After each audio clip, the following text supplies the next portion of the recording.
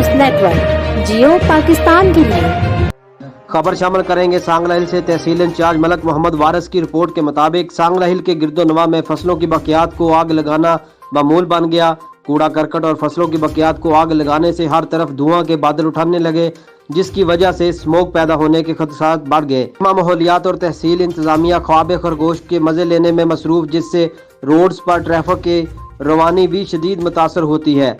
शहरी सांस की बीमारियों में भी मुब्तला हो रहे हैं, लेकिन महकमा माहौलियात और तहसील इंतजामिया फसलों की बकियात और कूड़ा करकट को आग लगाने वालों के खिलाफ कार्रवाइयाँ करने से कासर। शहरियों ने फौरी तौर पर डिप्टी कमिश्नर ननकाना राजा मंसूर अहमद से नोटिस लेने का मुतालबा किया ताकि स्मोक के खदशात कम हों और शहरी बीमारियों से महफूज रहें।